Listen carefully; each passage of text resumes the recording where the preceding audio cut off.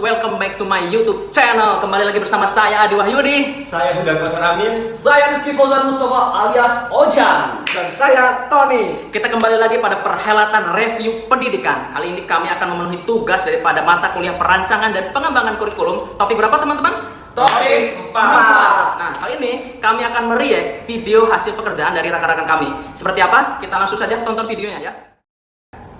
Pada kesempatan kali ini, kami akan menjelaskan mengenai penilaian dan evaluasi pemahaman UPT dalam aspek perspektif dalam mata kuliah perancangan dan pengembangan kurikulum topik 4. Kami dari kelompok 4 yang beranggotakan yang pertama Lanjut Faisal, kedua Saktika, dan ketiga saya sendiri Anggita Fauziani Mawar. Jadi kelompok yang kita review ini adalah kelompok 4. Anggotanya tadi sudah disebutkan ya teman-teman. Lanjut. Pengertian perspektif. Perspektif itu kemampuan melihat sesuatu dari sudut pandang orang lain. Penilaian itu jadi 6, yaitu penjelasan, interpretasi, aplikasi, perspektif, empati, dan pengetahuan diri. Kemampuan perspektif memiliki 5 kriteria, yaitu yang pertama kredibel, yang kedua mengungkap, yang ketiga wawasan, keempat masuk akal, dan yang terakhir tak biasa. Yang pertama itu kredibel. Kredibel menurut KBBI memiliki pengertian dapat dipercaya.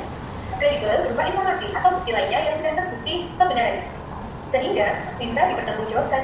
Penilaian kriteria kredibel dapat dilihat dari apakah perspektif yang dimiliki peserta didik dilandaskan pada sumber-sumber yang dapat dipercaya, seperti paket, artikel, maupun jurnal, atau tidak. Contoh pada pembelajaran sejarah, peserta didik mampu memberikan sumber yang valid atau dapat dipercaya berupa buku, artikel, jurnal, dan lain-lain tentang perspektifnya pada materi sejarah Hindu-Buddha di Indonesia. Nah, ini tadi satu poin penjelasannya. Bagaimana teman-teman, ada komentar untuk satu poin penjelasan tersebut? Gimana nih? Siapa dulu yang mau menyampaikan? Oke, saya menyampaikan tentang poin kredibel. Ya, kredibel seperti yang sudah disampaikan oleh Mbak Anggita, itu sebenarnya sudah masuk akal, sudah bagus. Ya, jadi peserta didik itu mampu menyampaikan materi ataupun konten pembelajaran sejarah, khususnya yang dicontohkan tadi yaitu tentang masuk dan berkembangnya Hindu-Buddha berdasarkan fakta yang ada. Fakta tersebut harus kredibel, harus valid, ya, sesuai apa yang ada di lapangan atau objektif, dan itu menjadi kunci penting di dalam pembelajaran sejarah. Fakta adalah bagian terpenting dalam sejarah. Bisa diulang Bung Tony tadi apa? Fakta adalah kunci penting dalam sejarah. Ada tambahan dari teman-teman yang lain? Tidak ada? Fakta, berarti yang paling penting adalah fakta. Fakta harus real, harus kredibel, dapat dipercaya. Faktuil. Lanjut aja. Oke, kita lanjut aja. Mengungkapkan berarti mengemukakan, menyatakan, memaparkan, menerangkan dengan jelas dan menguraikan. Penilaian kriteria mengungkapkan dapat dilihat dari apakah perspektif yang dimiliki peserta didik dapat menunjukkan, membuktikan, mengemukakan, atau memaparkan suatu solusi dari persoalan jelas dan sistematis. Contoh pada pembelajaran sejarah, peserta didik telah mampu membuktikan teori masuknya agama Hindu-Buddha di Indonesia dengan menunjukkan bukti peninggalan yang ada di Sumatera Barat, seperti peninggalan Candi Padang, Roco di Damas Raya. Gimana? Ini untuk poin kedua. Mengungkapkan. Mengungkapkan. Ada komentar teman-teman? Dari saya ya. Ya, silakan. Rizky. Apa yang disampaikan dari kelompok 4 ini dari siapa itu namanya? Bangkit. Bangkit. Ya? Bangkit Dari Faisal. Bangkit ini sudah baik. Pada intinya sudah baik. Mengungkapkan yang dimaksud di sini adalah mencari sumber data yang dapat dikemukakan oleh peserta didik. Itu sudah baik. Contohnya tadi misalkan teori masuknya Hindu-Buddha. Itu kan ada berapa ya teorinya kan banyak gitu ya. Nah, itu siswa dapat mengungkapkan. Seperti itulah sudah. Ada tambahan, rekan-rekan? Mungkin dari Mas Adi atau Mas Tony. Tidak ada. Kalau tidak ada, sudah. Kita lanjut saja. Selanjutnya wawasan. Wawasan adalah hasil dari tinjauan, pandangan, dan konsepsi cara pandang penilaian. Kriteria wawasan bisa dilihat dari apakah perspektif yang dilakukan oleh peserta didik sudah mencakup berbagai materi yang terkait sesuai dengan masalah atau soal yang diberikan. Contoh pada pembelajaran sejarah, yaitu peserta didik telah mampu mengetahui proses masuknya Hindu-Buddha di Indonesia yang memiliki 4 teori. Peserta didik mampu menjelaskan bukti peninggalan yang ada di Indonesia, ditemukannya prasasti yang terdapat di tulisan yang dibuat dengan huruf Pallawa dan bahasa Sanskerta. Yang menjadi bukti konflik dijadikan dasar dari teori Brahmana.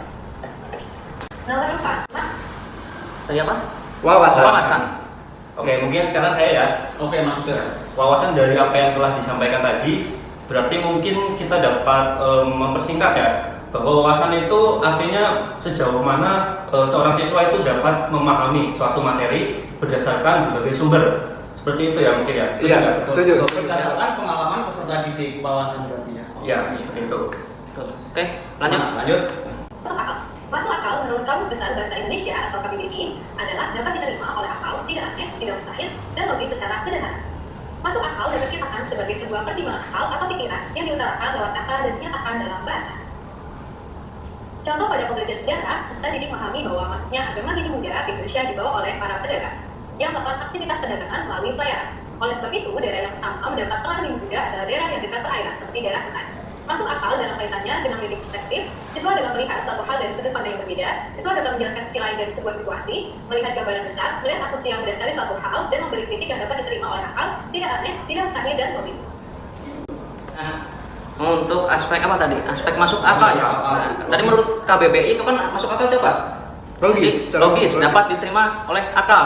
Nah, tapi tadi yang ingin saya komentari untuk contoh yang diberikan oleh kelompok ini harusnya itu lebih dari satu. Karena apa? Kalau misalkan kita memberi contoh tentang penyebaran Hindu Buddha, karena tadi dikatakan bahwasanya Kutai yang pertama menerima karena apa berada di jalur perairan, sebenarnya lebih logis lagi kalau Buddha tibanya di Aceh, karena jalur masuknya duluan kan? Iya. Betul. Betul tidak? Nah, Iya. itu mungkin untuk kelompok ini koreksi. Contohnya Harus lebih banyak lagi. lebih banyak lagi. Karena Sebagai sumber referensi. Ya, sebagai referensi karena itu tadi kita harus diterima oleh akal dan logis. Nah, ya betul. karena penemuan-penemuan juga kan sekarang kebanyakan di daerah hulu, bukan Nah, di daerah hilir. bukan di wilayah hilir. Betul sekali pendapat dari saudara Rizky Fauzan. Oke, lanjutin ini. Lanjut. Lanjut aja. Oke. Selanjutnya, nomor 5, tidak biasa. Tidak biasa penilaian bisa dilihat dari bagaimana peserta didik menyelesaikan suatu masalah atau soal dengan cara yang berbeda dari penyelesaian yang diajarkan atau ditentukan, namun memiliki hasil atau jawaban yang tepat. Tidak biasa di sini maksudnya peserta didik memiliki pandangan yang tidak biasa dari yang dijelaskan guru atau orang lain. Peserta didik mampu menyampaikan pendapat dan opininya secara kritis dan bisa dikatakan langka, unik, dan jarang.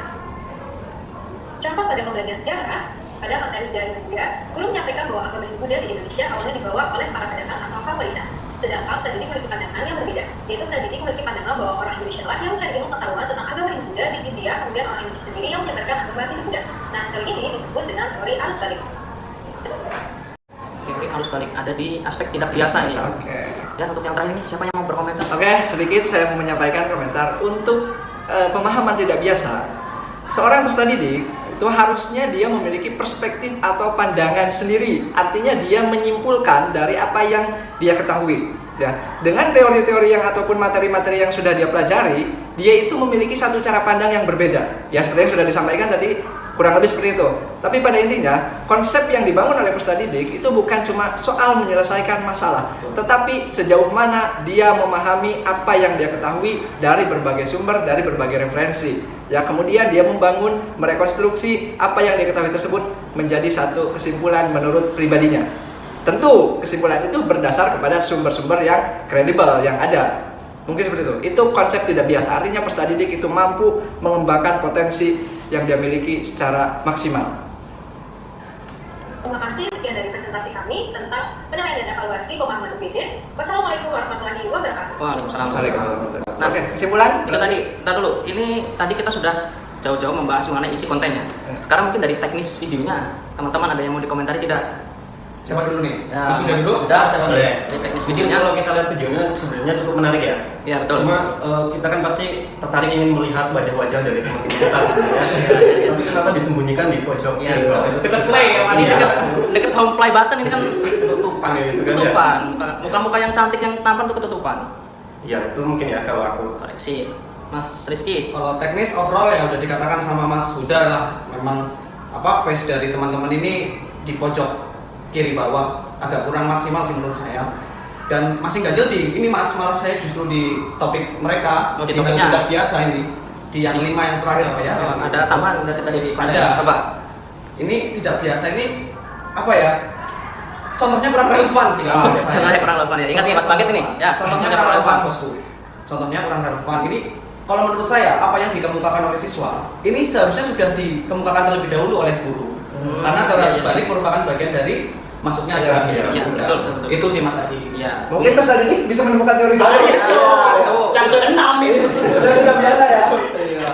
lainnya. Ya, itu anti mainstream ya teman-teman. Oke. Nah, itu hal yang tidak biasa menurut saya dan Nah, teman-teman. Oke. Betul. Bung Tony, untuk teknis atau konten ada yang mau ditambahkan tidak? Kalau menurut saya sudah bagus ya, termasuk koreksi dari kawan-kawan sudah bagus. Cuma mungkin nanti animasinya menarik lagi gitu kan. Ini pure murni isinya itu cuma narasi gitu kan. Nah itu bagaimana caranya narasi ini disingkat ya, di lebih lebih sedikit kan. Nanti ditambahkan dengan contoh gambar mungkin atau suasana di kelas atau apalah yang menarik gitu. Jadi tidak hanya terpaku pada tulisan saja. Iya.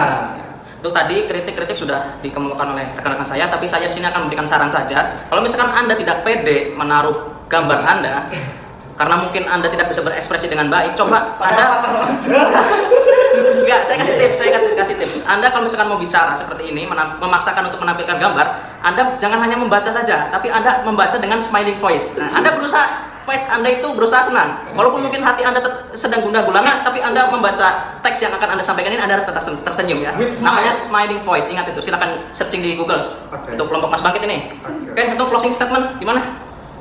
Monggo, Mas Fauzan atau Mas Yuda terlebih dahulu. Mungkin sekian dari kelompok kami.